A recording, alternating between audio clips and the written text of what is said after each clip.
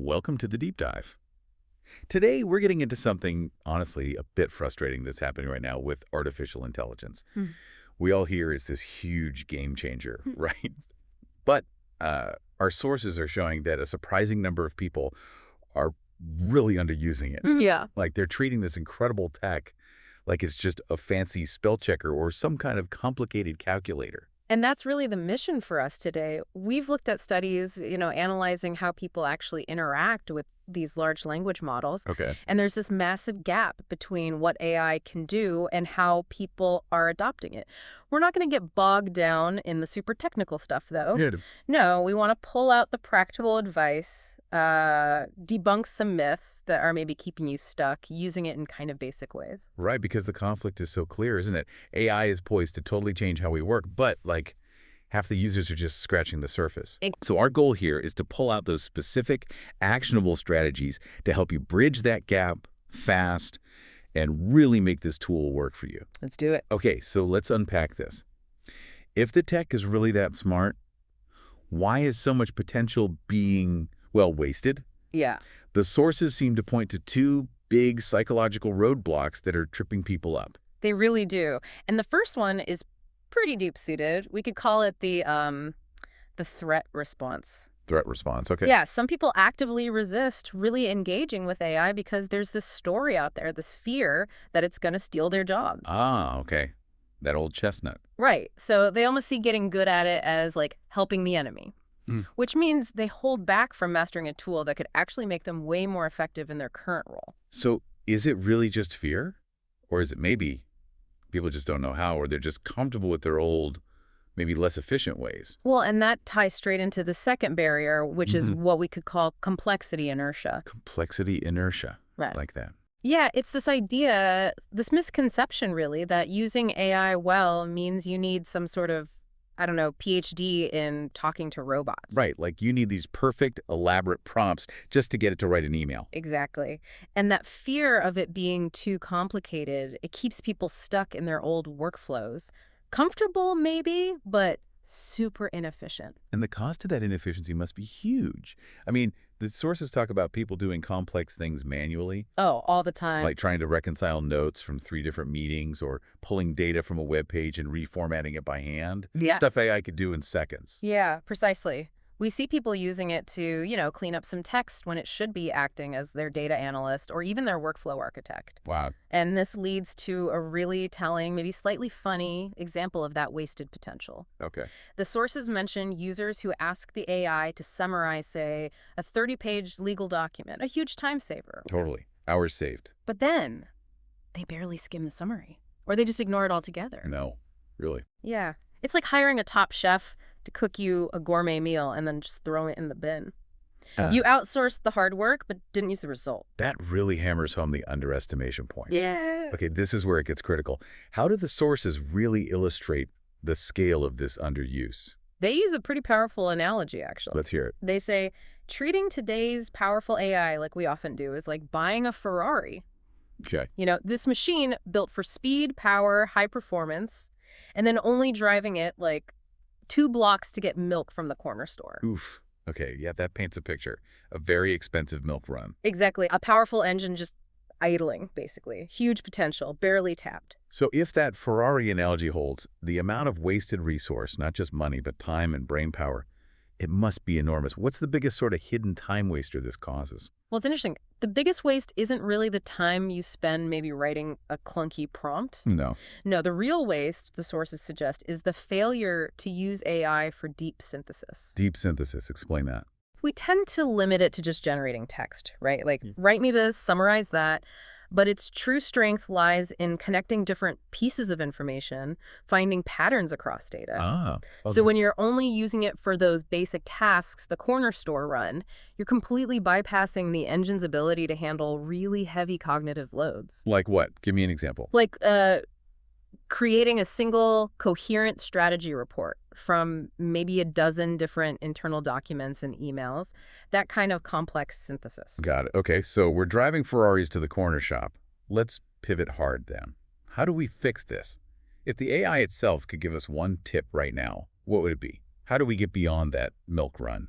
The core advice is actually really straightforward, but also strategic. It's start small, but start systematically. Or small. Okay. Yeah, the sources strongly warn against trying to get the AI to, solve world hunger on day one. Ah, right. Because that usually just leads to vague answers, you get frustrated, and you give up. But wait, start small feels a bit counterintuitive to the Ferrari thing. No. If I got this powerhouse, shouldn't I be aiming for something complex to really leverage it? That's a really good point, and the difference is key.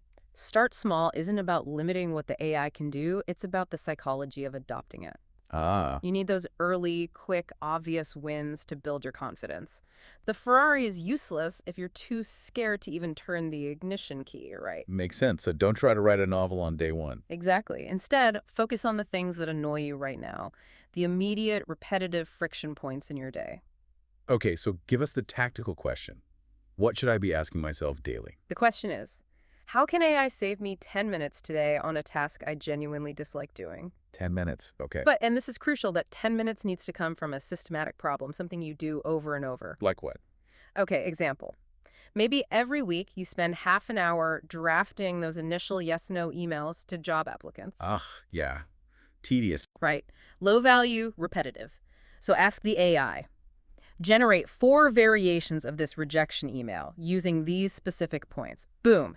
That's a systematic save. Or maybe formatting meeting minutes. Like I take rough notes, bullet points. Perfect example. Instead of spending 15 minutes making them look professional, ask the AI to structure these bullet points into a properly formatted document for the team. Exactly. Or here's another high-value one, meeting prep. Okay. Instead of manually scrolling through the last 5 emails from a client to remember what they were worried about. Which I totally do. Right. Ask the AI, pull the last 5 emails from this client and summarize their top 3 concerns and any proposed next steps. That's maybe a 10-minute task for you, done in 30 seconds by AI, and you walk into that meeting looking incredibly prepared. That's actually a really good one. High leverage. Very high leverage. And what the sources really show is how these small, systematic changes add up. They compound. They compound. You stack those 10-minute wins day after day, and suddenly you're not just saving minutes, you're freeing up hours every single week. And that makes adopting it feel less daunting, more practical. You see the payoff right away. Precisely. It's measurable, rewarding, and builds momentum. Okay, but now we have to tackle the big one. The fear that holds people back the most. AI taking jobs. Yeah, the elephant in the room. We have to address it. What's the analysis say? Is it really coming for our livelihoods? The consensus, when you really look at the bigger picture, is pretty reassuring, actually. The key distinction is AI will definitely reshape jobs, yes. But replace them wholesale? Probably not. Reshape, not replace. Okay. Understanding that difference is like the core strategy for professionals moving forward. It's less about being replaced by AI and more about potentially being managed or outperformed by someone who knows how to use AI effectively. Right. It sounds like history repeating itself. Like we've seen this movie before with other technologies. We absolutely have. The best analogy is probably the calculator. When electronic calculators became common, did accountants disappear? No, definitely not. No. But their job changed dramatically. They stopped, wasting time counting beans, doing the basic arithmetic manually. Right.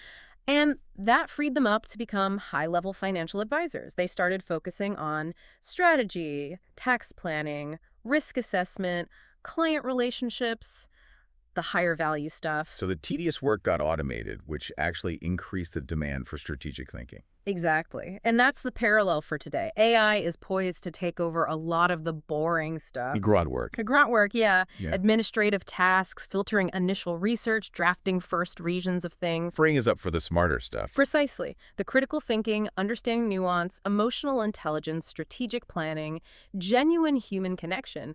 AI is really a tool for augmentation. Augmentation, I like that word here. Yeah, it lists the baseline of productivity so we can shift our energy entirely to those high-leverage activities, the things that really make a difference and, frankly, require human judgment. That's a much more empowering way to look at it, shifting from fear to opportunity. Okay, so to really embrace that, maybe we need to, humanize the AI a bit.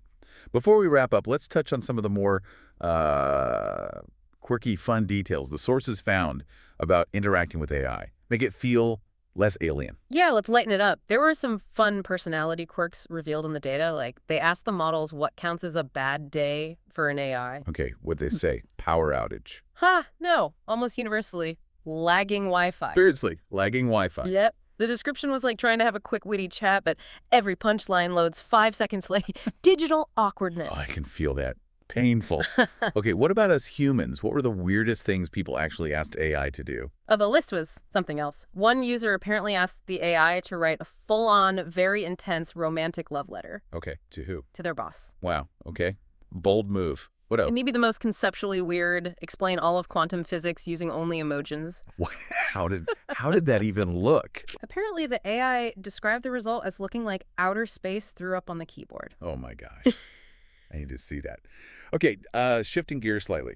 If AI had to write like a dating profile for itself, what would the headline be? Okay, this was good. It was something like, enjoys long scrolls through data, has an intense dislike for bad grammar, Relatable. and is looking for someone who doesn't panic every time I say I'm learning. Basically seeking a stable, growth-oriented relationship. Oh, bless its digital heart. Okay, ultimate power question.